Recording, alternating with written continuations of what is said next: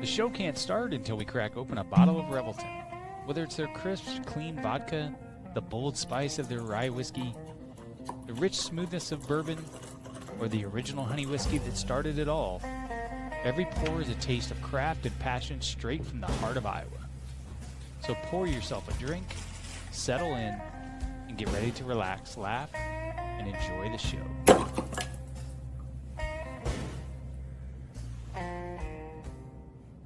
Hey, it's Andrew Downs. I'm proud to support Three Beards Media, and I would love to work with you. If you need merchandise for your company, organization, band, softball team, whatever, I can help. From name brand apparel to promotional items, large orders or small, online stores, and more, I can help your brand stand out. AKC Marketing is local, based in Johnston, and we are an employee-owned business, so our costs are low and our turnaround times are fast. But most importantly, we give you personal service to make sure you get exactly what you're looking for. Email me at andrew@akcmarketing.com or find me on social media, and let's make some cool stuff together. Now sit back and enjoy this Three Beards Media podcast.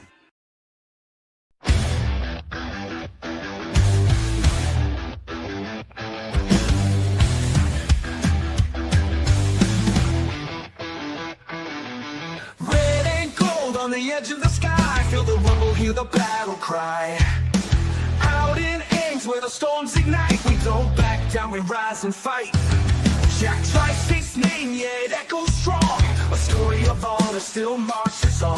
Through the rain, through the pain, through the fire we roar. 'Cause we were built to thrive in the eye of the storm. Feel the ground shake, hear the crowd roar. Cyclone power, can't take no more. Legends rise, this is our norm. We stand tall in the sigh of the storm. There's a cyclone blowing on the outskirts tonight. Jack Tribe shakes when the team takes flight. Milton's rocking, hear the magic call. We ride together, we'll never fall. Feel the magic you can't deny. Marcus Stars are taking off straight to the sky. Brick, big play, Kirby making history. When the moment gets tough, that's the cyclone way. Through the trenches, through the lane, through the heat, through the rain. When the storm comes rolling, we embrace the fight. 'Cause the cyclones strike when the time is right. Feel the cyclones strike. All right, welcome back to The Side of the Storm, where we talk all things cyclones. We are live from the AKC Marketing Studio with Andrew Downs and sponsored by Revelton Distilling Company out of Osceola, Iowa, and Dan Douglas with Greenbrae Realty. I'm Dave Larson here with my Storm Team partner and Cyclone great, Mr. Vintage, Brent Curvey. Big play, how are we tonight? Oh man, shaking off a cold in the summer. Crazy. Oh, those are always the Finding a way worst. through it. Finding a way through it. Well, you know what? In other words, you're going through your preseason drills then, right? Catch the cold now so you're healthy for the season. That's kind of the hope, man. Hopefully that's how it goes. Hopefully I can knock it out now and don't have to deal with that nonsense later. Might I recommend a little bit of Revelton Distilling in your beverage tonight to help you out? That might ward away some of the whatever you're going through. It's not a bad idea, sir. I might have to get some of that here on the break. Hey, we're here, baby. It's game week. We are less than a week away from the first game of the season, the kickoff in Ireland against Kansas State, for which is shaping up to just be an absolute huge game for the Cyclones and the Wildcats, for that matter. Yeah. Earlier in the week, I've got on my phone a number of alerts that I get. One of which is the AP Top 25, which we found Iowa State in at 22. Any 22. thoughts on the Cyclones being ranked at 22? I'm good with 22. I always I don't want to be any higher than that. I'd rather us work up throughout the year. But, you know, my thing is always, whenever we start up high, it's always that, you know, we tend to start slow. It is what it is, and we get hot later, and that's perfectly fine. But I think 22 is a great place to be. Top 25 across the board, so people are noticing. Well, and you got to feel good. You make a great point about being in the top 25 at the beginning of the season, because it feels like to try to make headway for playoff consideration, if you're not in the top 25 to start, you're really working against the flow of the water in terms of just constantly battling against these other teams that are dropping down that you're competing against to get back up into even top 15 for playoff consideration, right? Yeah. So I said this is the perfect spot, man, because feel like last year, were we higher last year? I can't remember the exact I ranking, don't but even think we were in it because we were coming off of what, a 7-6 season. oh, that's right. Yes, yeah, you're right. You're right. Just it always worries me when we get too high too early. Like I like to be keep us down, like in the middle, towards the end, keep us up there, so that people know that we're at least top 25, and then we get hot, we're still there, and now we can start climbing and make our playoff case. Well, one of the things that on the app that brought that up that I wanted to laugh at makes reference to the Cyclones being ranked in the top 25, and our other school out east, it said barely missed the top 25. And I went and Mm, looked, barely. They had 5 votes. They were ranked 44 if you're going to put a ranking to it. That's not barely outside of the top 25. So, yeah, for what that's that's worth. it. Must have been somebody from out there that wrote that and said, they barely missed it. We barely missed it, but we'll be. They're gonna struggle still. They're still learning to got a new quarterback in there. I've been seeing some of their stuff pop up on my timeline here and there, but they'll be mediocre, I think. Big So, Ten this year. we're sitting here tonight, and I think we're all text chain again, bouncing texts about the Bears. So we know our boss is not watching tonight because he's probably watching the Bears game. They look pretty good. As Yeah.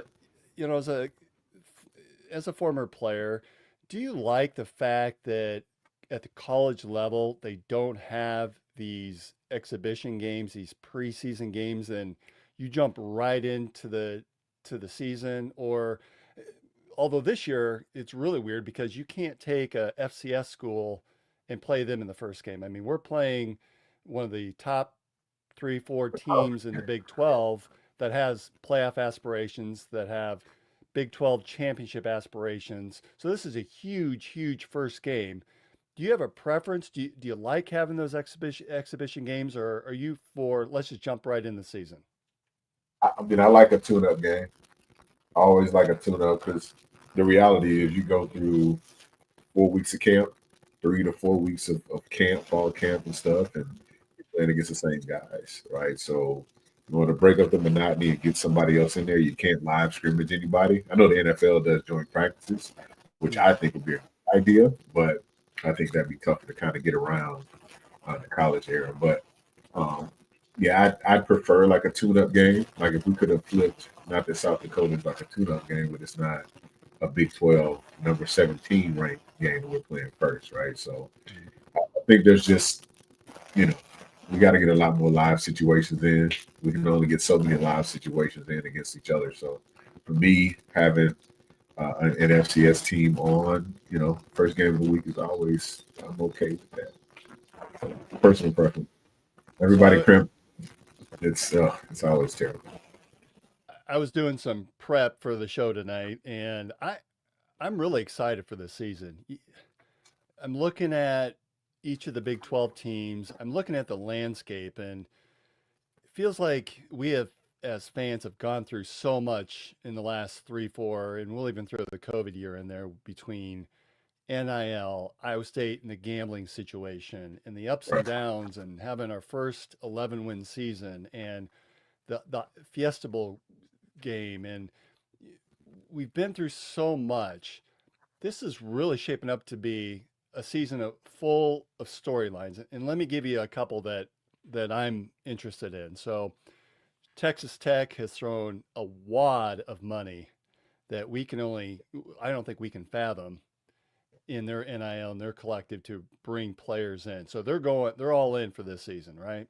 We Yep. got Rich Rod returning to West Virginia, and before he left, he had that program really, really humming along.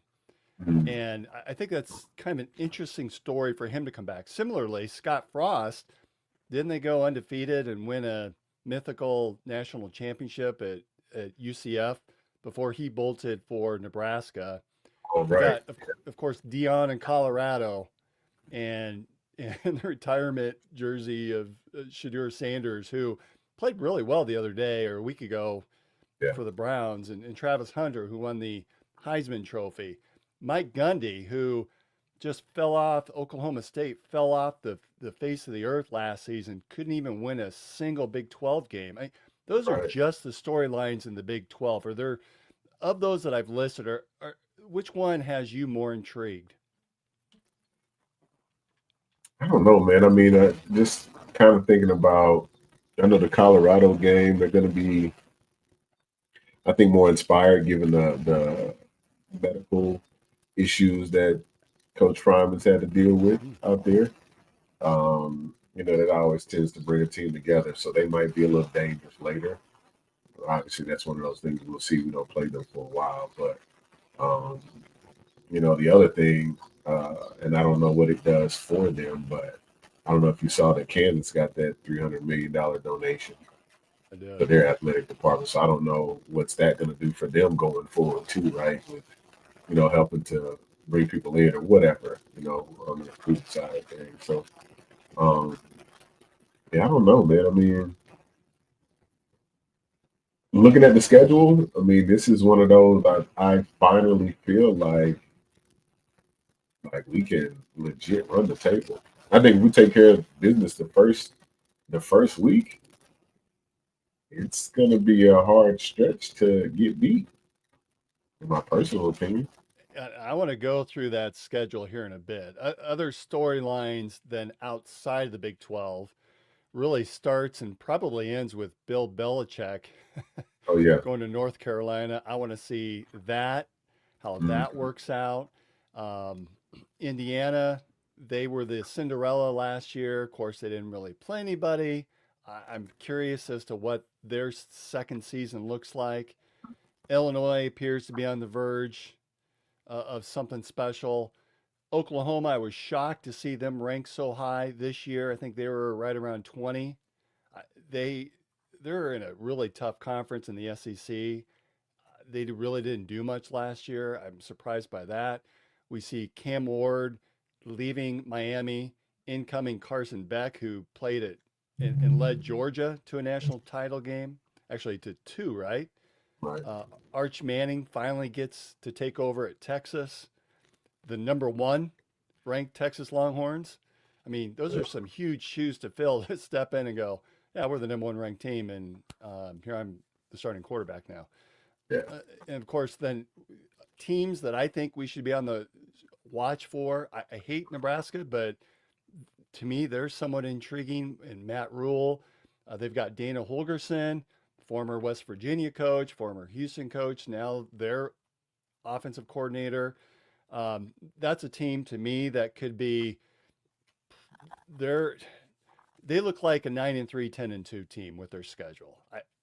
I just I don't see where they take a step back this season. I think this is a step up, especially with that schedule. And then to kick all off, again, we play this weekend. The following weekend is Texas at Ohio State, for crying out loud. And then Oh yeah. LSU plays Clemson that Yeah. same weekend. Yeah. These are just incredible. I'm really excited for this season. Yeah. Yeah. Football is going to be streaming out. They got usually set up TVs and do the picture in picture. I can put 4 games up on each one, so we're going to do a lot of that this college football season. So I'm super excited about it. All right, so Denny is already saying he's making predictions. He's like you, Brent, that we can go to the Big 12 championship game again. Just need that offensive line to protect Rocco. I agree. I can't disagree with that. I agree, man. I think I agree. That's kind of the area that we need a little help in. I'm curious to see which receivers step up and make plays, but you got a quarterback at the helm that can lead guys, then everything else will kind of fall in line. And before we turn the bulk of our attention to Iowa State and the season, the schedule, I was going to ask you and Marcus for your thoughts on, do we try to go through the Big 12, 16 teams in the Big 12, and try to rank them? And I threw that out the window because I don't think that we know enough about the ins and outs of every single team. Like, we're pretty comfortable with our depth chart, even though there hasn't been one release, but we hear some things, we sort of know where all the pieces fit. Some of the pieces are still being worked through, but we have a pretty good sense of our team. We don't necessarily have that in-depth knowledge about some of the other teams of the Big 12. So Right.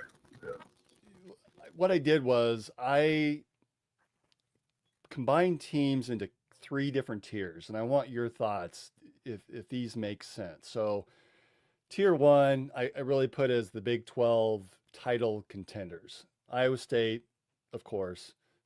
I'm always going to be a A shoe. little biased. Yeah, a little biased. Okay. I admit to it. But I think there's legitimate reason. And I agree with you. I agree with Denny. I, I can make a case to be 12-0. I can also make a case for 7-5. So we'll talk through that, and I'll give you my official prediction for the season before the end of the show. But we have to put them in that top tier. They've proven it. They've played huge games in the last 2 or 3 seasons. They know how to win. It's the culture that Matt Campbell has built. They have the players, they have the firepower, they have the physicality that's needed to compete for championships. So I do have them in there.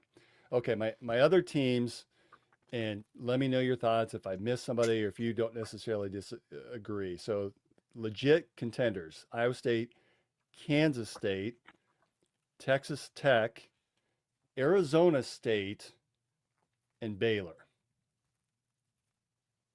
Thoughts? Yeah. Okay. Yeah, I'm with you. I don't know. I don't know if I can put Arizona State in there though. They Okay. had so much go through Scatterbo, and him not being there. I think they're a totally different team. But I mean, obviously, that's why the coaches get paid the big bucks and they recruit. But um, yeah, I just think he was such a major asset to that team. I think that's a huge piece of their puzzle to lose. Uh, I put them up there in primarily because until you can beat the defending champs, oh, you for still have sure. to consider them as being in that top Right. tier. But Yeah. you make a legitimate point. I like Sam Levitt, their quarterback. They get back. Of course, Kenny Dillingham, I think, is an up and coming coach. Yeah. I like what he's doing down there. They bring in their number one. I think it's Tyson's his name, the wide receiver. He did not play against us in the Big 12 championship game or in that double overtime game in the bowl against Texas due to an injury. So they get him back. I just until they prove or someone proves me wrong, I think they deserve. But yeah, the it could all fall apart. It could fall apart for a lot of teams. For sure. Yeah. I mean, I agree with that. I don't know. Gosh, I don't know much about Utah to keep them out. I know they were slinging that thing all around, but BYU had a surprising year last year too. So I think if I had to make, you broke them up in 4 teams. Is that what you just had? 4 teams for your tier? I five, yeah, five, four Five. plus Iowa State. Now, Utah and BYU. Let's talk about them. So my second tier is I labeled it as if things bounce the right way, literally and figuratively, right? Yeah. Utah is one of my Utah and BYU are both part of that grouping because Yeah. Utah was slotted to win or be in the Big 12 championship game last year. Last year, right there. As annoying as their fan base is, uh, I think that they've got some talent there. And Yeah. last year was probably a little bit of humble pie for that fan base. Yep. And I really think that the first four, I'm going to have to find the schedule, but the first 4 games of the Big 12 is really going to tell the tale for them. They play Texas Tech, who has all that money that they brought in kids with, at West Virginia, which we know that's a tough place really to play, Oh, period. yeah. Then they play at home against Arizona State, and then they go to BYU. So they got a gauntlet to run right away. Yeah, Season. I think we're going to know more about that team, and I think they will too. And we talked about BYU; they're also in that category. that if things bounce the right way. Now they lost that quarterback Jake Ratliff. Is that how you say his name? Oh That yeah, he had those.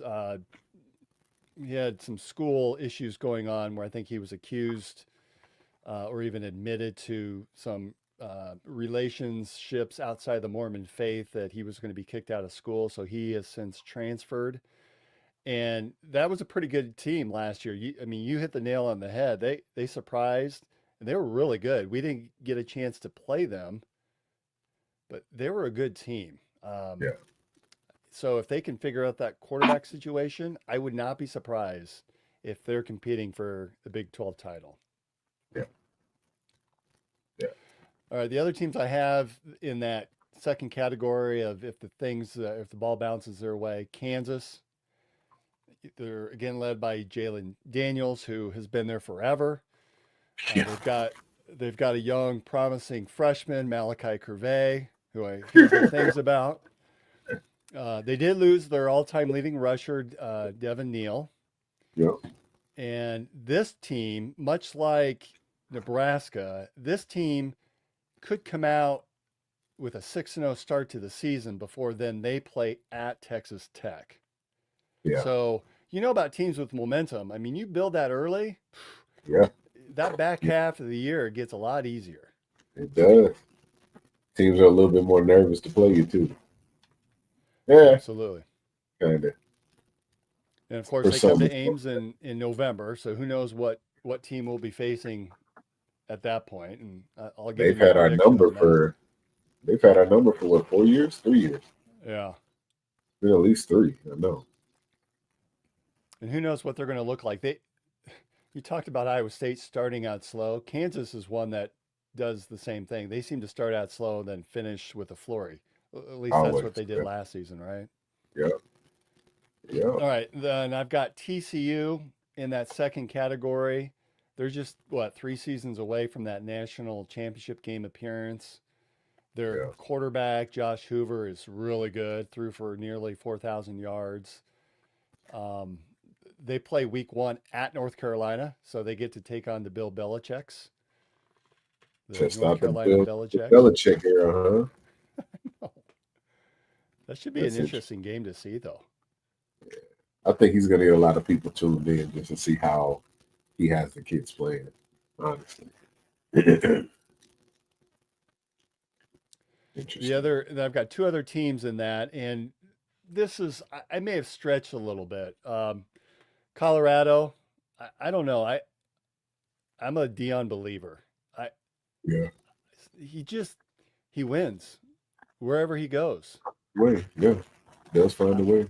He just reloads, and they just brought in the kid from Liberty that was all over the field playing for them. They brought in a 5-star recruit at quarterback. Something Yeah. just tells me Dion is playing a different game, and I think he's going to surprise. May not be this season. Maybe they do take a step back, but I think they've got some potential. They don't have an offensive line worth a lick, but That's been a major focus for him too. It looks like too. So that's why I say they're a sleeper team for me, just because it's not easy to play in Colorado just for the condition piece of it all.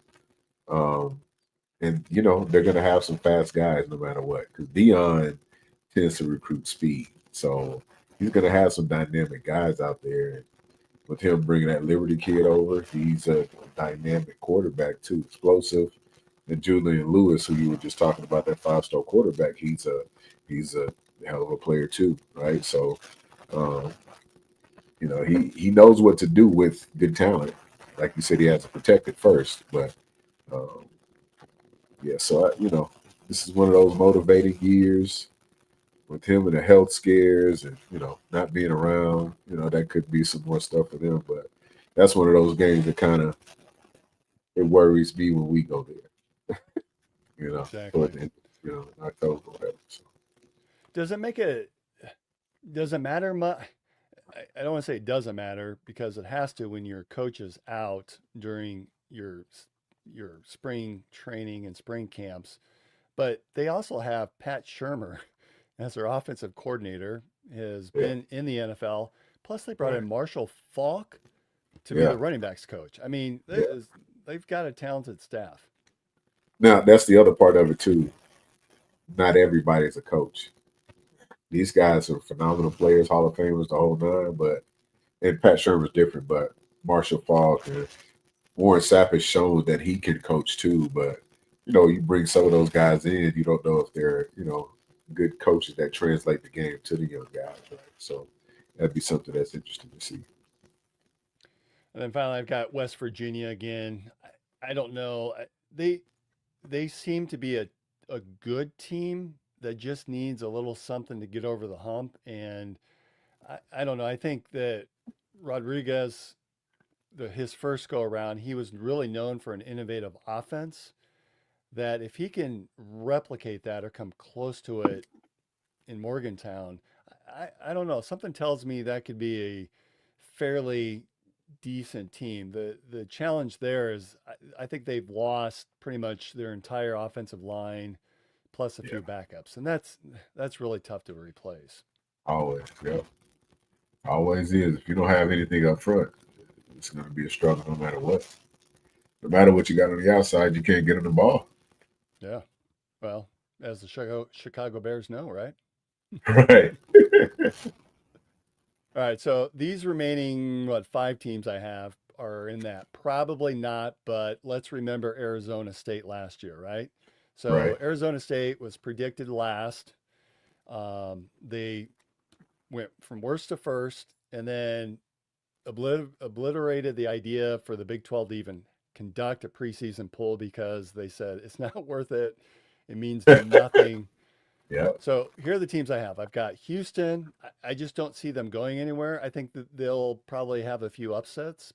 I think they'll be better than last year, but I just don't see them winning it.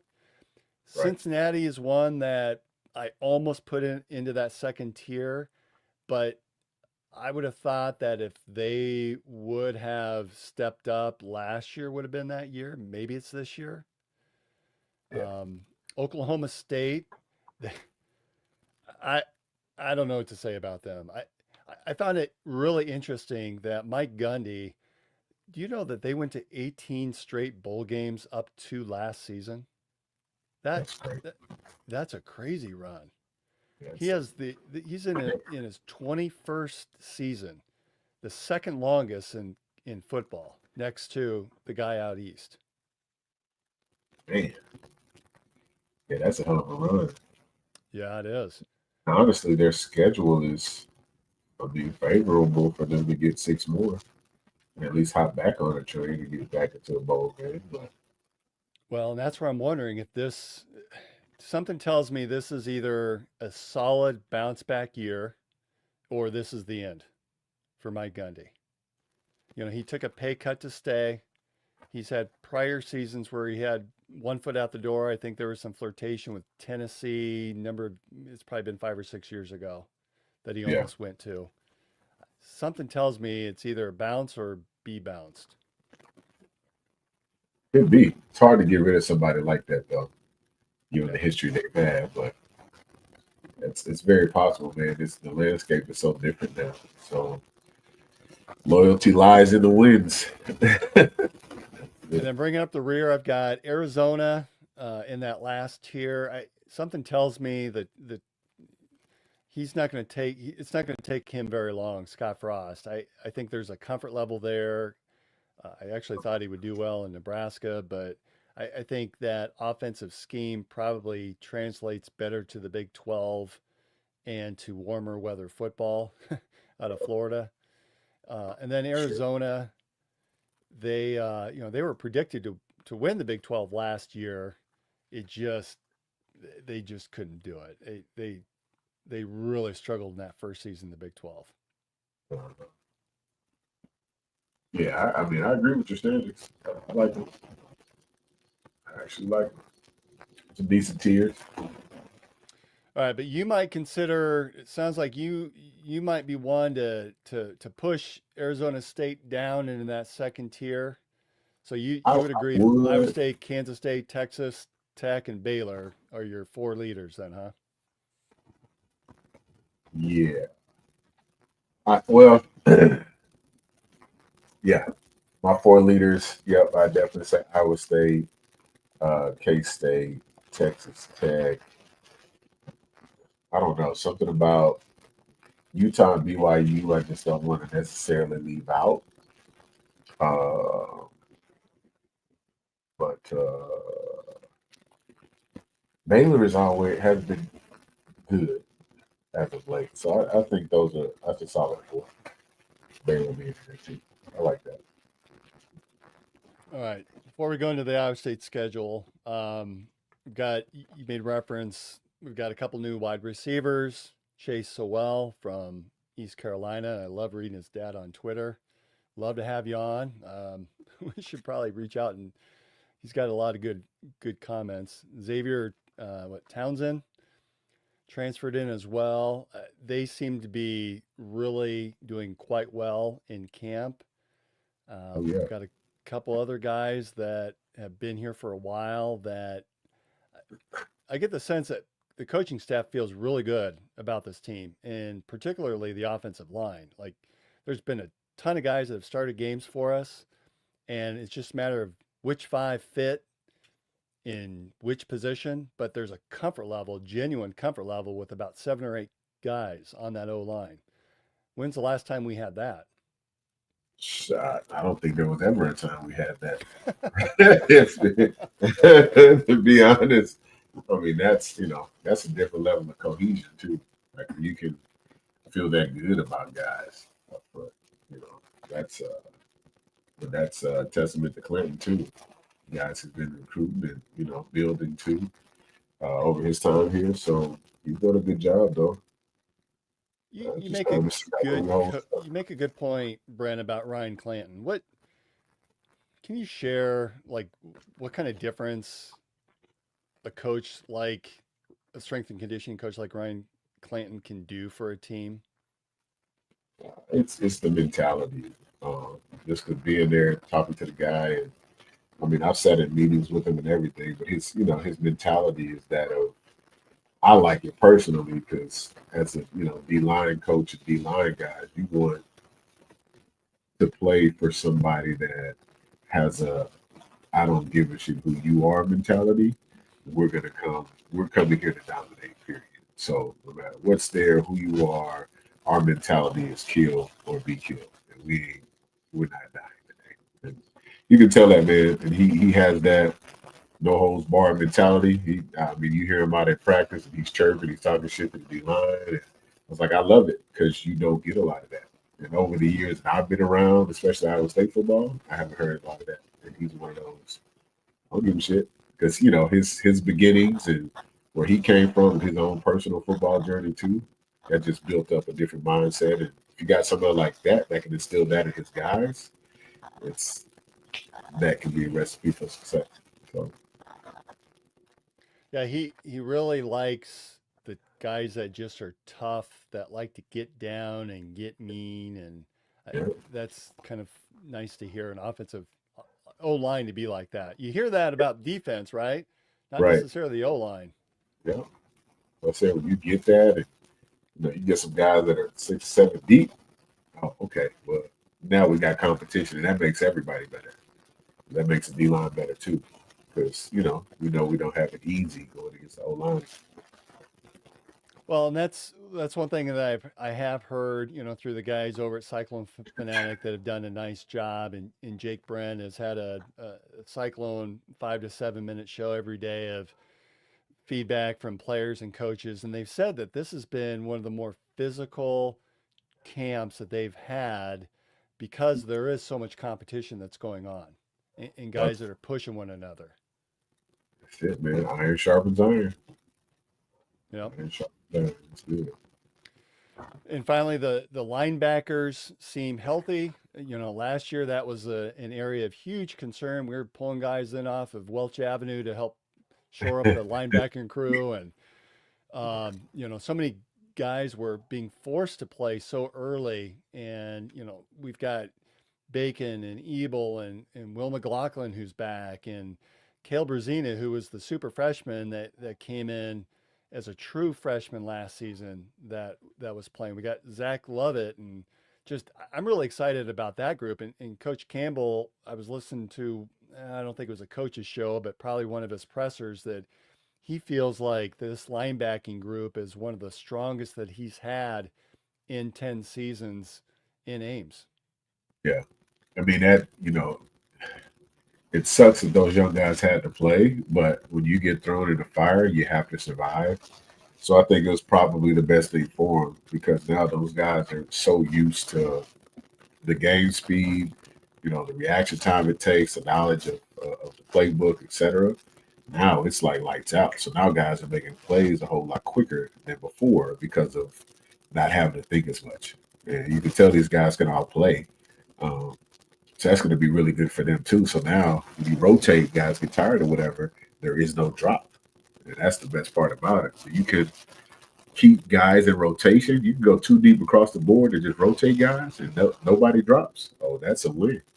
Because now the offense doesn't get that, oh, well, we can gash him here. Well, there is none of that. There is no weakness. And that's when you get depth, that's what creates those great playoff pushes and stuff like that. So You know what I really like about this group too is that they were forced to play last year, but not only were they forced to play, but they were forced to win.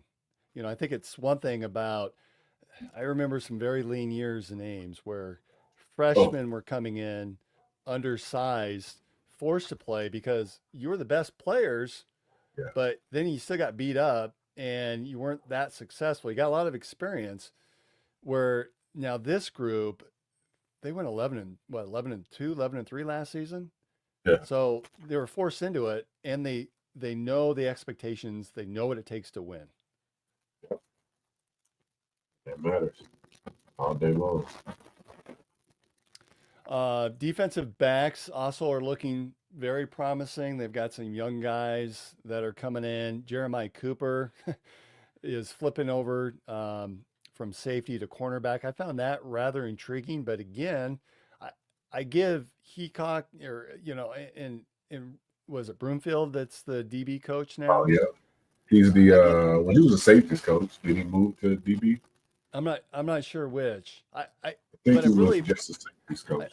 I love the fact that they have the ability to flip kids around to get the best guys out on the field.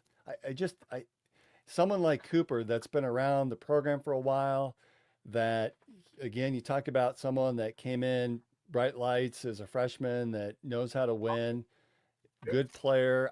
I just think that says a lot when one of your best defensive players says, "Hey, I'll move me. I want to win." Hey, that's the old adage, man. The best ability is availability. And, you think about the success we've had there, like the Darian Porter that didn't play a lot, but then all of a sudden, let's put you at quarter. Well, now he's this high graded, quarter, and now he's a high draft pick now. 2 years in the system. So the kid's clearly a playmaker. He's a big ball hawk guy. So if they feel like he can go cover, he must be a pretty solid cover guy. So now that just solidifies the defense even more and getting a lot of the other guys around. So that just kind of gives you some insight as to where the defense is. If they're saying, all right, we're so deep at safety, we might need a little bit more help down here, and I think you can help us down here. That just tells you how deep we're on defense, and that's a great place to be for us too, because obviously defense wins championships. So. Well, and speaking of defense, we got the big guy in the middle, Dom Orange. Heard a lot of good things that he physically is looking really good. He's providing leadership to the younger kids. There's a freshman, Kamari Moore, that's looked really good or looked sharp, surprisingly good. I'm excited to see that group out there. We've got to get more pressure on the quarterback. I know Heacock is not big into blitzing and just really operating out of that base defense. We need more pressure. Yeah. I mean, if you can stop teams doing nothing, that's a great game. But now you're just letting your kids go play and make plays. And you don't have to dial up any blitzes because we're creating it, which also means we're dominating guys. That's a good place to be. We can dominate guys week in, week out and not have to blitz and shut teams down and hold them under, 10 points a game. That's a win. Big win. So before we go into the schedule, we'll probably take a quick timeout. Before we go into the schedule, some concerns that I would have that could go wrong. That would be the difference between 12-0 and 7-5 would be the obvious turnovers, fatal injuries, and I mean fatal meaning those who have played some of these big games for us Sure. that we are really relying on this season. And Dom Orange is one of those. Right. Rocco Beck is another, although Moberly came in at times and played pretty well. But I don't think, I think the experience factor is going to be huge for us this year. And when we go through the 12 games, that's going to be one of those that I'm going to turn to a couple times and say, we're going to win this game because of that experience level and being in a big game in prior years. Of course, close games. We've become very good at winning close games. The seasons that we are 7-6, we lose the close games. The seasons that we're 10-3, 11-3, we win those close games. That's going to be the difference maker. And so if you're going to win close games, that defense has to be really good. Yeah, I agree. And I think that's why they're making some of those moves. But, that is absolutely the key contributor going, 10-2 and 7-5, is those close games. Because once, conference play starts, everything's going to be a whole lot tighter, a lot tougher. Games not going to be win. So conference starts Saturday, my friend. Right. It starts right now. So that's the other part of it, man. We got depth at the positions, and like you said, I think if we stay injury free, stay as clean as possible. But I mean, we've also shown that we have depth too, right? The guys that are stepping up and they're doing it the right way. They're building the roster and having depth at the positions that we need the most. So. All right, we're going to take a quick time out, hear a word from our sponsors. Then we're going to come back on the other side and talk a little bit about each of the games throughout our predictions, and of course, do a quick preview of the big game coming up on Saturday. Making great tasting bourbon requires the perfect combination of ingredients, conditions, and time. The longer it rests, the better it tastes. Revelton Distillery's new single barrel bourbon is made from 80% corn, sourced 100% from Iowa farmers. And unlike mass-produced bourbons, each barrel of Revelton's single barrel bourbon is unique, proofed on when it tastes best. As they like to say, it'll be ready when it's ready. And to ensure the highest standards of quality and flavor, owners Rob and Christy Taylor oversee the production and bottling. Every single barrel. Iowa born, Iowa aged, Iowa bottled. Try the new single barrel bourbon from Iowa's own Revelton Distillery. ReveltonDistillery.com.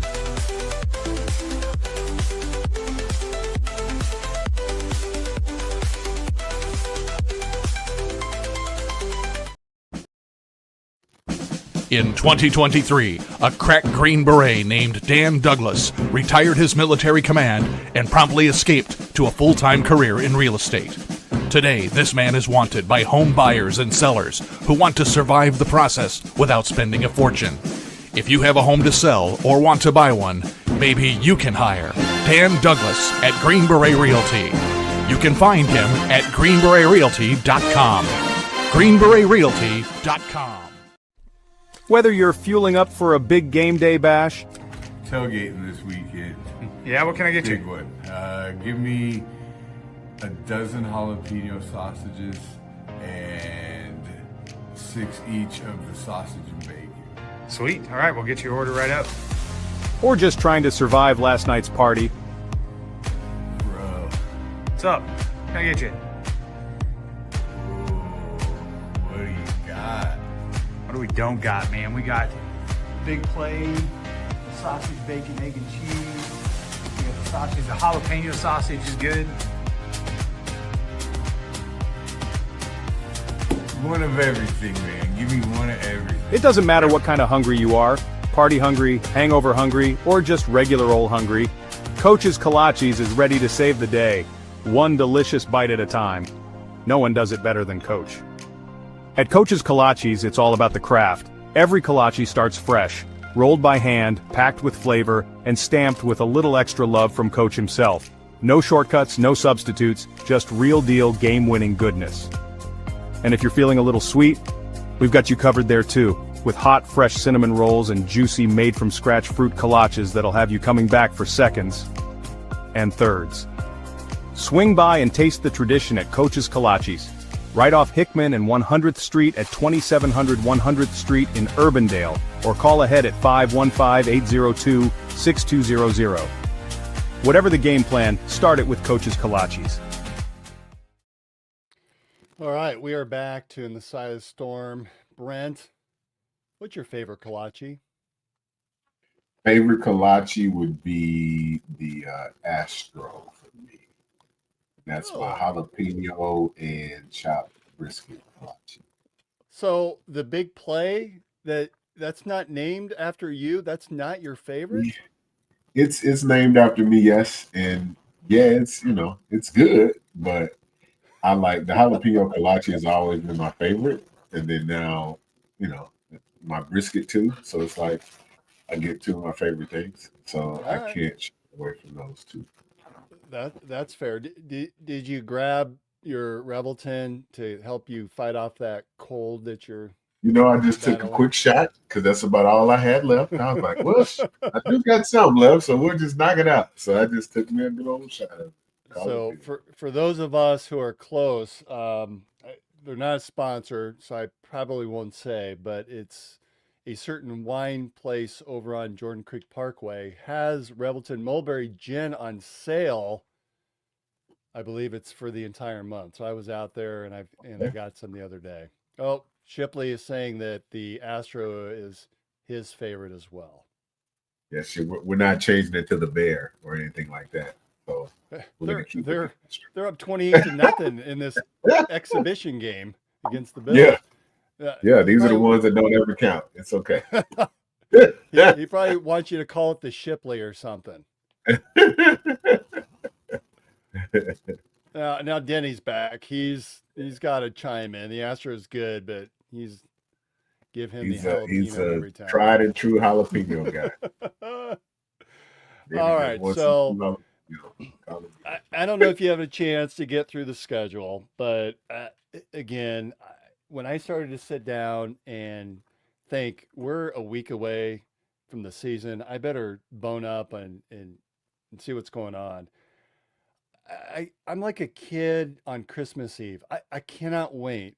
I don't know how I'm going to get through the next 5 or 6 days, but I'm genuinely excited. So the biggest game, it's like the Super Bowl on the first week 0 is your Super Bowl for us in a way. Maybe Super Bowl's wrong. What's the NASCAR race? The Daytona 500, right? Daytona 5, yeah. They do the biggest race, the first race out of the chute. I don't understand it, but we're kind of doing the same thing, right? Yeah. So Saturday, 11 o'clock Central, ESPN. I think it's the only game on that time slot. And there's maybe 3 other games that day, 4 other games. This is huge. Not only is it a conference game, but it's against another Big 12 contender. It's another national title contender, let's be honest. Sets a tone for the season. We win that game. We have a 2-game lead over said contender. It's just, we cannot afford to come out slow, which is what many Campbell teams have done. We can all remember going out and having to fight Brock Purdy, driving against you and I, fumble, having to jump on that ball through a miracle to pull that one out. We just cannot afford a slow game. Yeah. But, that has been our, not Achilles heel, but that's been our start the past few seasons, unfortunately. So, with the, with the time with the center that Rocco's had and the time that these guys have kind of spent together these past couple of years, I think, headed into this season, maybe that changes things a little bit. Rocco's voice is a little louder now, and I'm sure he talks a lot with Mouse, and I'm sure that helps play into the game plan a little bit too. And seen a lot of the running backs and how they look physically, and I think this might be a more explosive year, just based on the guys we have out there that can make plays. And we might not start slow this year. I know defense is going to start fast; they always do. Um, Well, but remember last year, the first play was that long pass to Noel that he sort of caught it off his back. all right, yeah, yeah, I get the feeling that our offense may rely more on the run this year. I don't know why. I think, we've got really two good running backs with yeah, Sama and Hansen. They're yeah, interchangeable, different dynamics. We got yeah. Lee coming in that he sounds like he's had a really good spring and summer. We talked before Yeah. about the offensive line. Just I don't know. I think we shift a little bit to the running game this season. I think we will too. But when you run the ball really well, that's what helps. That's what helps the pass. So I think it should work in our favor, all things considered, because they can't shut both of them down, and that's what's going to help make them successful in the air. So that's why I think we have a better chance at being successful. Plus, K State, they have film to go off from last year, but the reality is it's both of our first games, so we only have pictures of what we did last season to go off of each other. So I think that kind of works in our favor um, when it comes to playing them. So, All right. So, who do you predict in this first game and why? oh, it's going to be the good guys. I mean, like I can ever go against my guys in this game, but I just think it's just a game that we win there. The leadership from Rocco just shines through. I think he was proven to make big plays down the stretch last year, and I think that the same thing bodes well. It's a neutral site. There is no home field advantage here, so I think because of that, that just puts us in a better space. Uh, Gives us more of an opportunity to win. So I think it'll be a tight game though, but I think we win by 6. I'm like you. I'm predicting Iowa State to win this one. Similar reasons. I think that Iowa State, I sort of previewed it before the break. We've played in a lot of big games in the last few seasons. We've got some young kids that are now veterans that know how to win. They've been through some of the wars. I think they realize this first game they cannot come out slow. Right. And I think Avery Johnson, while a very talented dual purpose quarterback, there's also seasons where he's been inconsistent. Now they've brought in a new offensive coordinator, Matt Wells, who was the head coach at Texas Tech for a few seasons, a while during COVID years. Um, Defensively, Kansas State plays a similar three-man front that Iowa State does. I think that bodes well for us offensively, that we've seen it before. If anything, I'm thinking we're going to have a few wrinkles to throw into Kansas State that maybe they haven't seen. Heacock is just a magician. Yeah. Yeah. I think he's going to throw something out there that they haven't seen, and Kansas State won't have time to adjust because it's the first game. You think about we talked a little bit about those linebackers getting a lot of play. I think, having them there and having one of them that can run, and we can say, hey, we'll just make you a dedicated spy this game for Avery Johnson. Well, these guys can all play the game and then they can bounce. Well, just thinking from a football perspective, if I have three linebackers I know, extremely knowledgeable in the game, we know, okay, boom, we got coverage. Okay, well, if he does spray this way, it's your guy, you're triggered and firing. If he sprays this way, it's your guy, you're triggered. So then that kind of creates this space where Avery can't really run. You have to make him a passing quarterback. And he's okay. He's a decent passer, but now you got to deal with the safeties that we've now developed two on the back end, and the Jeremiah Cooper that we put out there at corner, and now Jameson Patton's had a really good fall camp, it looks like, for us, and that's a Des Moines kid. So obviously, I'm super rooting for him this year. But I just think all of that's going to kind of play in our favor. The ability to move guys around and to help kind of, take away a lot of their big punches, I guess. That is great insight. I totally agree. And I might feel differently if this were game 4 or 5. But because it's game 1, I think that there's some dynamics in there that bodes well for Iowa State. Now, Kansas State, they may have a little bit of revenge on their mind because I think they've lost 3 of the last 4 games to Iowa State. So that may be on their mind. But again, coming back to that experience, and you talk about JMO, I mean, is he a junior or a senior? He's been with the program for quite a while, just sort of does it all quietly, but he's always in the middle of something. Right. Yeah, this James going to be a junior this year. He might be a junior this year. Gosh, great kid too, man. He is sorry, my dog is super thirsty right now. He's a junior this year. He decided that he wanted a lot to drink. So, Right.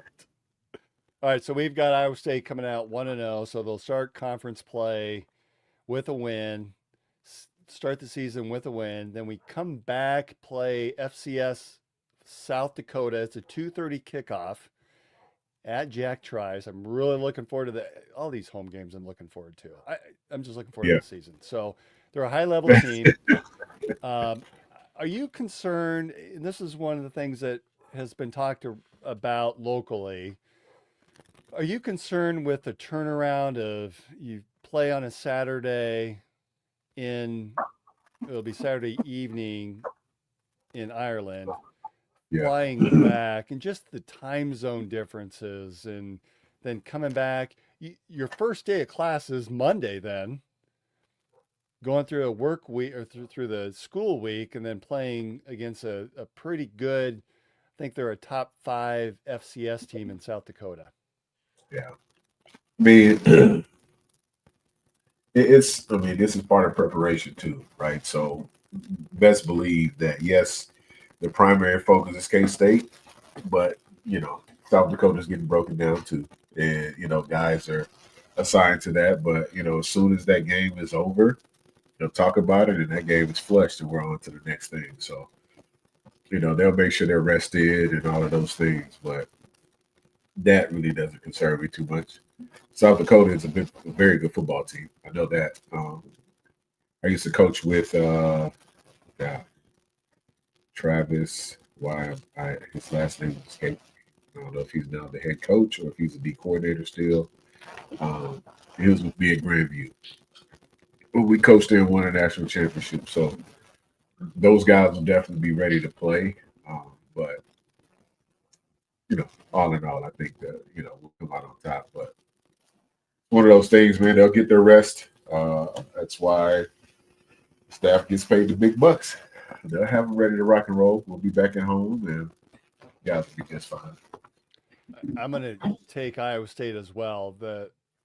It does concern me because, again, it's a whole start slow factor. The reason I'm going to pick Iowa State is that if we can come out and punch and knock out Kansas State, I think that shows the intensity of this team. And I don't think that they let up against a team like South Dakota. I think they realize the importance of the Kansas State game, and then that comes into the South Dakota game as well. Hey, the biggest game on South Dakota's schedule, you want to take a guess as to who that is? South Dakota State? North Dakota State. So I looked online for tickets. Don't ask me why. South Dakota against North Dakota State. The tickets for that game, $95.99. Jeez. For FCS. Hey. They put people in stands too, man. That's what it's about. Apparently they do. I'm not going to attend a game for $100 though. Although I go to Iowa State those are probably pretty close. All right, They're so they're then definitely pretty close. we both have Iowa State at 2-0. Then we play against arch rival, in-state rival Iowa, 11 a.m. kickoff. That's the Fox Big Noon kickoff crew's going to be in town for, which actually is a really cool thing for Iowa, for Iowa State, for the entire community, for them to come into town to be a part of it. Of course, we've not beaten Iowa in Ames for I think it's been 10 years now. Last year was that debacle where Iowa really looked good. That defense, whew. But Yeah. Iowa State just made those second half adjustments, chipped away, had that long pass to Noel. Conradi kicks the field goal as time 54-yarder as time expired to win 20-19. So, this is going to be another close game. Iowa has a really good defensive line and maybe even better than last season's. This game could go either way. What's your prediction for Iowa? I think we'll win. Are we there? Or are we home? We are home. It's at Jack Trice. We're home. Okay. I think we win. It'll be close. So Iowa's defense will always be good. That's always the thing. So we can obviously not make any mistakes. No fumbles, and don't give them any extra opportunities. I think we'll be just fine. But I think that's a touchdown game. I think we can win that one by a touchdown. I'll take it. Sign me up. This is one that I went back and forth. It could go either way just because of the numbers and the fact that we've not beaten them in Ames for a while. But I'm going to come back to that Kansas State game. The intensity level of playing in such an important game like that. Yeah. Where Iowa's first game the week before Iowa State is against Albany. Way, way different team than Iowa State. So I think that the toughness factor of playing higher quality teams early will be to our benefit when we play Iowa. So I'm going to mark that down as a win as well. Then the following week, we go to the middle of nowhere to play Arkansas State.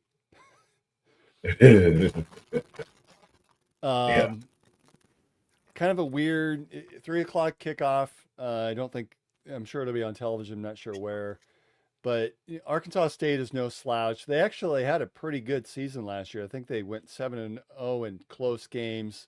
We did beat them. I'm going to look this 52-7 in Ames. And that was a game that was over by halftime. It was 31-0. So I'm not expecting us to lose that, but it's just sort of a weird game it's not very often you see a Big 12 team going to Arkansas State to play a game. Yeah, it's not. It's one of those, games that we have to fill in the schedule, man, making sure we are, ready for conference play. I mean, Alabama does it all the time. They go conference, and then they'll throw in that Valley week State 11 game they throw in right. Nazi. Some nonsense. So that's all right. I'll take it. Get those all out of the way, and then we can lock in for conference play, and we'll already be a game ahead of everybody else. We'll be winning. Is there any pitfalls for playing that game the weekend after Iowa, knowing that your next week is a bye week? I think that'd be perfect timing. Get everything in. We'll be hot, 4-0. Nurse whatever injuries we got, and get ready to. It gives us 2 weeks to lock in on Arizona, so we come in the right way. Well, you called it. So we've got Iowa State 4-0 going against a home game against Arizona. Now, I have seen that is going to be a whiteout game, which the last year when we had our first whiteout, I was really nervous that Iowa State fans were but we really did a nice job. I mean, it was legitimate whiteout. So was that West Virginia? Who was that? Oh, what game? I'm gonna have to look it up. I saw it on TV and I was like, yo, this looks really dope. Yes. Like it was Really not. Yeah, it's super cool. So I'm going to assume, but maybe not, but this could be a night game. If it's going to be a Oh whiteout, Iowa yes, State will be yes. coming off of a bye. Now, Arizona is coming off a bye as well. They've got a new offensive coordinator, Seth Doji, who used to be at Texas Tech. I think he was a quarterback there. So he's kind of an Air Raid disciple. And remember that this is the same Arizona team that was predicted to win the Big 12 last year. So this game, I have to admit, this game makes me a little bit nervous. Not me. Okay. They lost their major their major contributor, the kid that's at what Carolina now. They still got their quarterback though, right? If I'm not Yes. mistaken, the Hawaiian cat. So I think yeah, no, that doesn't bother me at all. And they're in Ames too, and it'll be a whiteout game. A lot to play for, a lot of excitement around the game. I think we'll be good. All right. That's the I mean, I'm same gonna be honest, Dave. I justification. don't see. I got 6 games right now before I get nervous personally.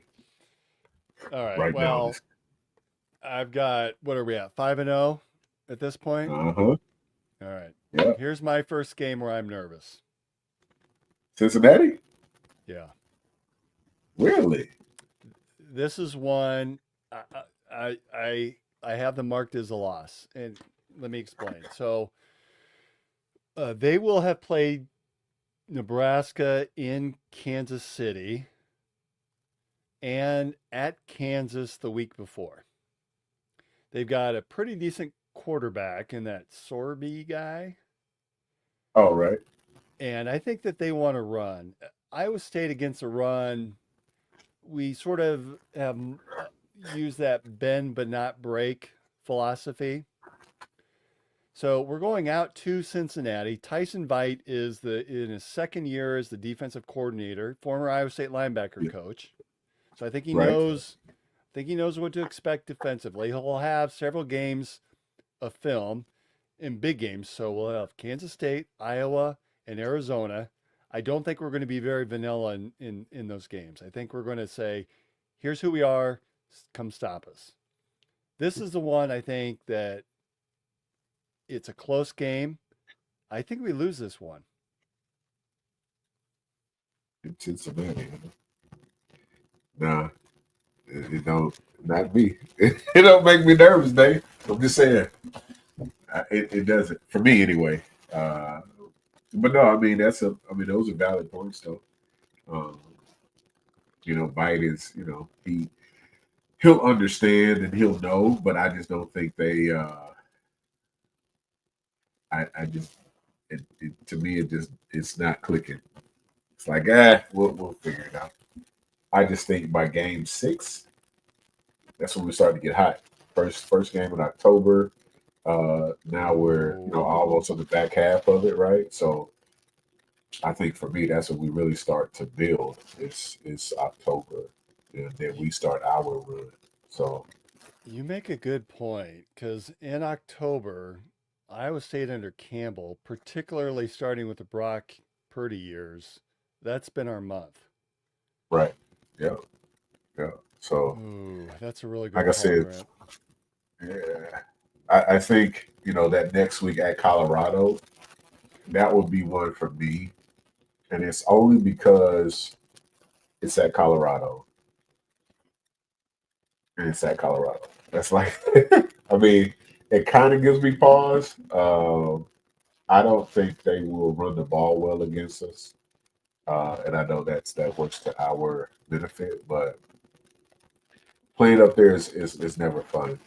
You know what I mean, from a player's perspective. Uh, I mean, I So still think you have Colorado winning this game? I don't. I think that's the one that makes me the most nervous. That's the first game that makes me nervous out of those 7. All right, so we're 7-0 leaving Colorado. Yeah. I agree with you. That this game makes me nervous too. We have never played, when I say we, like since I can remember playing Colorado in the 80s, Yeah. we've just never played well there. Right. That game makes me nervous. It doesn't matter if It's we've been a good team or a bad team, if Colorado's been good or bad. We've just struggled, and maybe it's the elevation. I don't know. We've just not played very well there. And the question is whether their offensive line, they have an offensive line by that point, will they have gotten their act together? I still have us down for the wind as well, but this is one that could be pretty close. Yeah. Yeah. That's the only one that makes me nervous. Like I said, I think the only Dave, that one and BYU are the only two that kind of give me pause. I think the rest of those, and honestly, OP State at the end. So yeah, I know I'm jumping ahead of you a little bit, but just kind of looking at the schedule, man. Honestly, I mean, it's those two in the middle of October, and then just the one game at the end. So I'd call it like an 11-1 year. Ooh, I'll take it. Sign me up. That's out there. That's out there, but I'll take an 11-1 year. All right. So at this point, we're 7-0. We have the bye week. Then we go to BYU, or no, we play at home. At home, BYU. Yep. BYU. That game makes me nervous too. So is this your loss? So BYU's across those 3 games, I would say that would be it's between BYU and Okie State. Between those two teams, I will only share one loss. Ooh. That's my prediction. All right, so I don't know. I can't decide if it's BYU or if it's Okie State. I feel like BYU was homecoming too. Is that the homecoming game? I think you're right. That does sound right, without looking it up. So BYU is homecoming. I don't think we lose homecoming. I admit BYU is the one that I have that as a second loss. And part of the reason that's is Hall of Fame weekend too. Oh. We win. Sorry, Dave. We win it.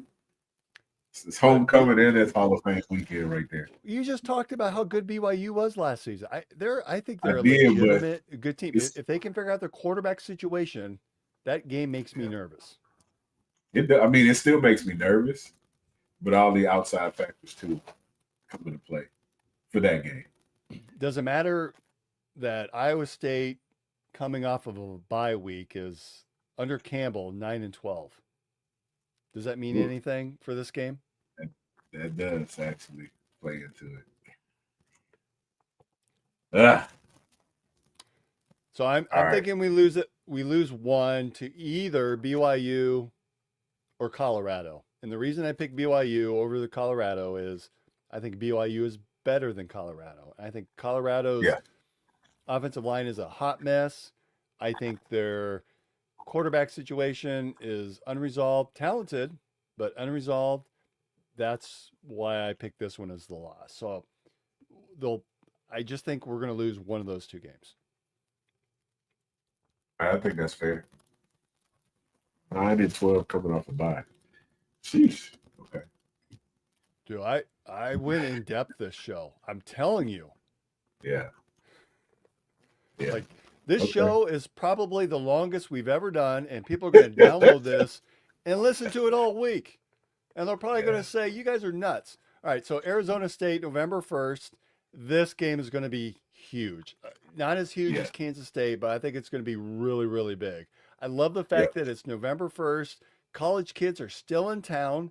We have no idea as of now what the weather's going to be like. We could have snow. We could have horrible heat and humidity like Iowa's known for that we're suffering through right now that Marcus can never understand. You're right. Arizona State loses Cam Scatterbo. Thank God.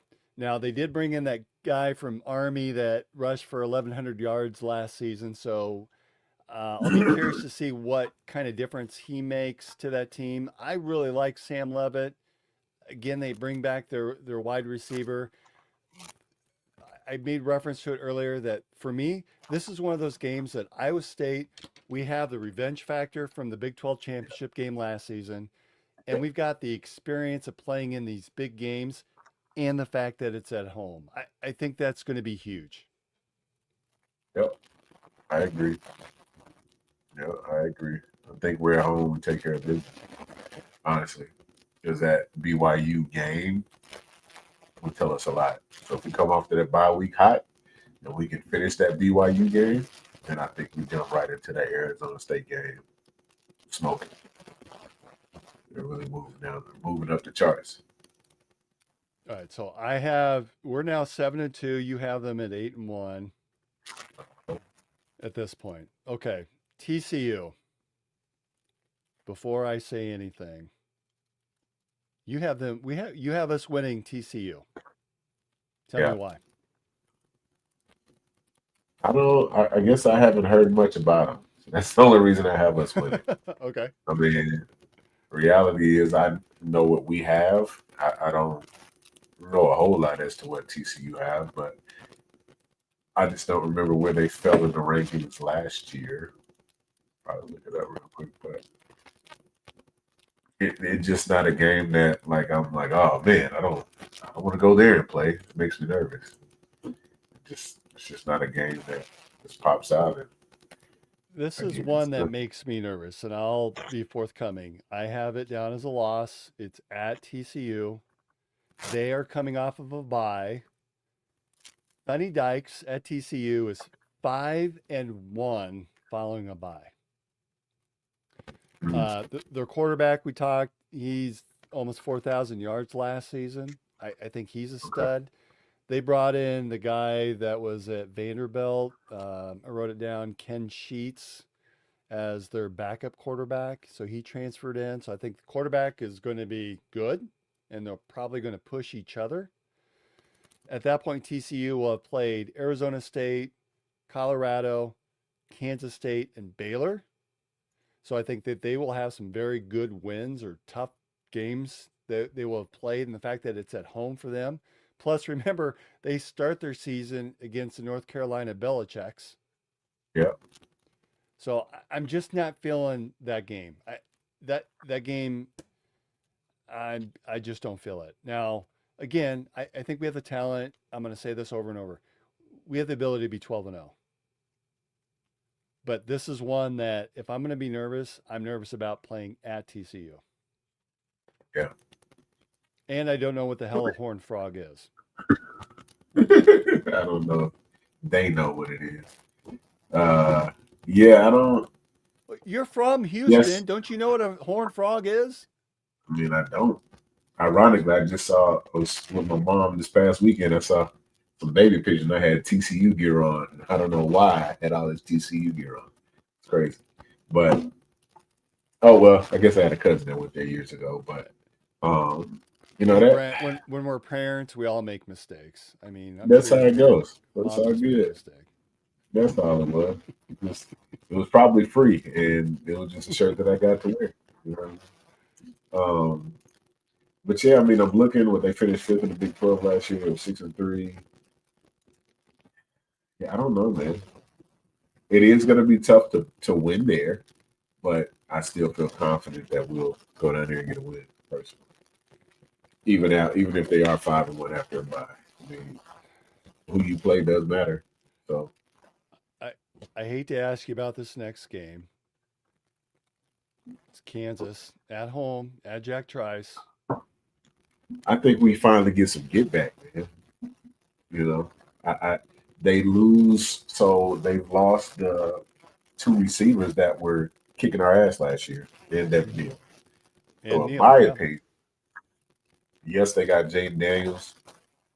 He's 23 or 4, whatever. He's the oldest quarterback right now in college football, or something like that. He posted on his story, which was funny. But I think we finally get a chance to get back that game. It's been 3-4 years. So I think that one we finally recovered. That one doesn't bother. It's the last game of the year, too. It's that senior game. So,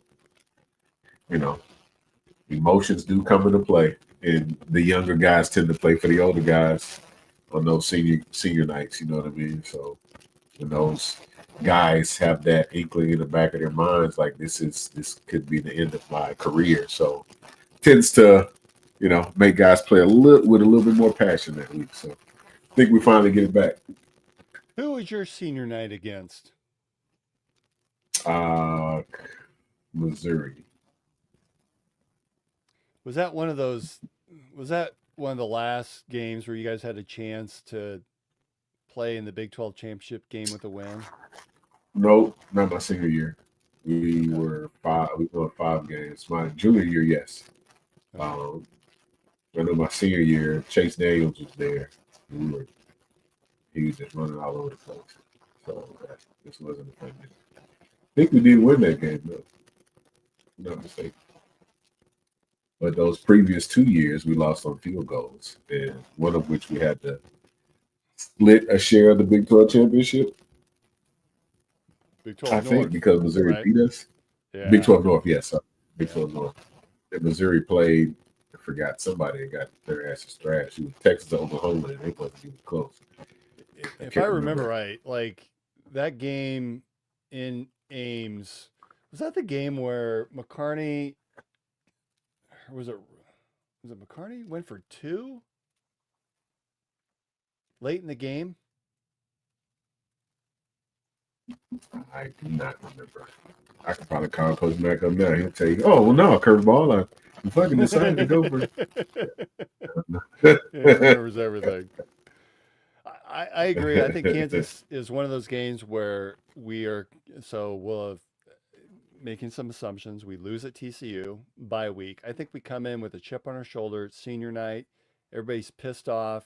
They want to win, close out the season for the seniors. I think Jalen Daniels, he's either really good or not very good.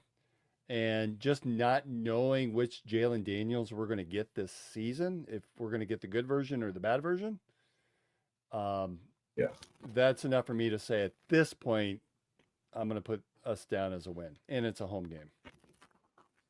So how many losses you got right now? All right, so I have us down at 8-3. You have us at 10-1. Woo! And we're now going, I know. We just won 11. We won 10 regular season games last year for the first time, and you have us winning 10 again. Thank you. I love you. So at Oklahoma State. Heard it here first. Are we finishing the season 11-1? Take it away. Got to. Like I said, it's either Okie State or BYU. Those are my 2 teams. Between those 2, we're going to get 1 loss. That's my assumption. So it's either we win them all and get past BYU and then lose this last one against Okie State, or we lose early against BYU, come back, now we run the table and go to work. Brent, if we finish 11-1, I'm buying you a case of Rebelton and I'm hand delivering it to you personally. You said, I heard it. You heard it. It's recorded, so don't you forget it. It's recorded. It's on tape. I've got people on the chat seeing it. Yes, I'm taking care of you at 11-1. Well, 11-1. I'm probably buying a case for myself too. I agree. Like Oklahoma State, we talked a little bit about Gundy. That feels like a complete crapshoot. We don't know if this is going to be a bounce back year or the year that he may no longer be coaching there by this game. They have a totally new offensive line. It's the last game of the season. You just don't know what we're going to get at Oklahoma State. And Denny's going to hold us accountable there. He heard it. So I'm not taking it back. And I promise you, I'm probably buying a case for Marcus too, because 11-1 sign me up. That was my last question. Like I had them at 9-3. Like, would you sign up for 9-3 today? I would sign up for 11-1. Absolutely. Would you sign up for 9-3? Oh yeah, I'll take that too. I'll take 9. I mean, I want 10 though. I think for Campbell, 10 is it. Like I think 10 is great. I think that's going to be the new standard, in my opinion. I think that's what he wants to move towards. So you think we've turned the corner? We've turned the corner. I think we're on our way. On our way. All right, with so Rocco 11, and 11-1. Now, here's the That other puts thing. us in Here's the my Big other 12 thing. championship game. I'm gonna tell you my other thing. With Connor Mobley being a backup, he's a three-time state champ, if I'm not mistaken. Yeah, at Southeast Pulse, The kid, Des Moines. so he knows how to win too. So he's learned the offense. He's behind Rocco. That's why I got a lot more confidence just because of our depth in different spots this year. That's it. You make so many good points between Connor Mobley and the October strength and starting strong. Brent, I will take 11-1. I think it's fascinating that for a program that has struggled with high level wins, we're talking about 11. We're talking about a worst case scenario of 9-3. Yeah. How about that? Talk about turning that corner. We've turned it, right? Well, Matt Right, Matt. agrees. That's right. He says he doesn't see a single loss. And to be Yeah. honest, you were talking 12-0 at the very beginning. So in fairness, I was. you were looking for a loss. I was trying to find one. That's why I said that's why I gave it 2 games to give us one. That's it. That's all I'm gonna give it. Just because of sometimes the ball rolls the other way, unfortunately. But I think for us, we go at least 11-1. Oh, There you have it, everybody. Between a 9-3 and 11-1, this is shaping up to be another outstanding Cyclone season.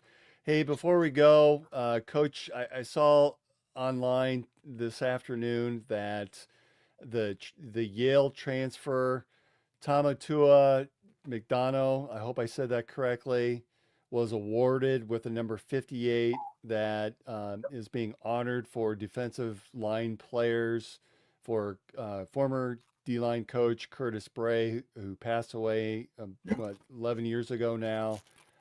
Any thoughts, or does it mean anything extra having a transfer new to the program being awarded with that? Does that say something about him as a player, his character to be awarded with? I mean, this is a pretty prestigious recognition to receive, and then to receive it in your first year like that. I think that's pretty remarkable. It says a lot. It says a lot about him. It says a lot about what the guys think of him too. The impact he's made on the team and the D-line themselves. So you got Big Dom there, and you got a lot of guys that have played a lot of football there that are on the D-line right now. So to hand that to him, that's never a number that guys take lightly. So big responsibility, but I think they gave it to him, so they must see something special in the guy. So hats off to him. Look forward to seeing him make some plays.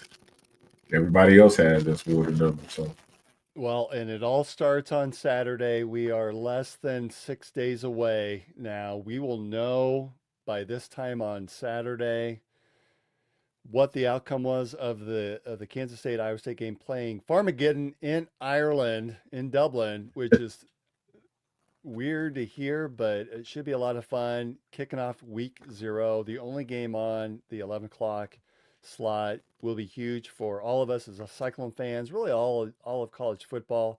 Anything that I missed, Brent, that we wanted to cover here? We really went in depth. This is, I think, our longest show that we've ever done. We didn't have Marcus on either. Right. Yeah, no, I think we tapped into all of them, man. I'm looking forward to it, and can't wait to pod after the game so we can talk about the dub in Ireland. All right, and any specials you got going on over there at Coach's Kolaches?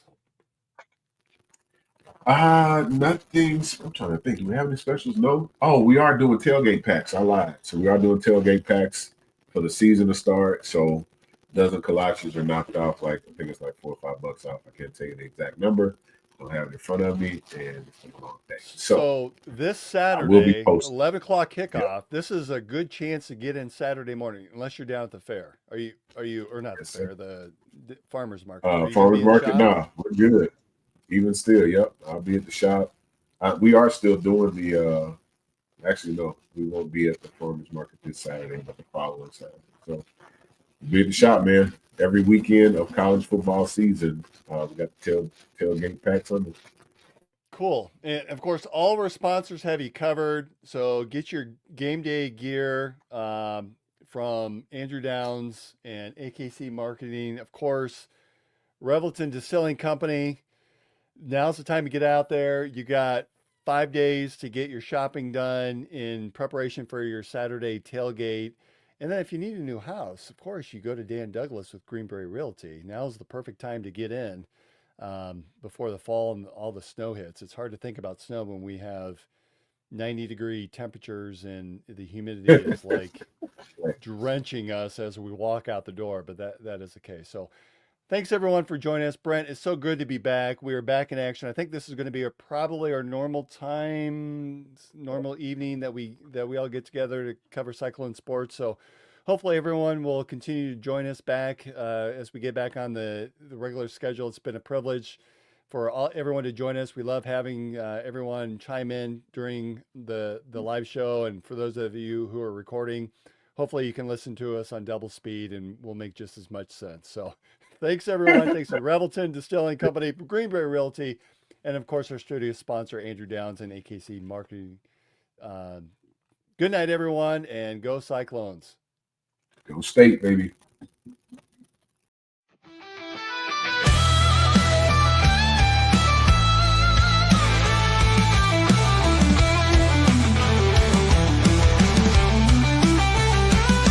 There's a cyclone brewing on the outskirts tonight. Jack Tribe shakes when the team takes flight. Hilton's rocking, hear the magic call. We rise together, we'll never fall. There's a cyclone brewing on the outskirts tonight. Jack Tribe shakes when the team takes flight. Hilton's rocking.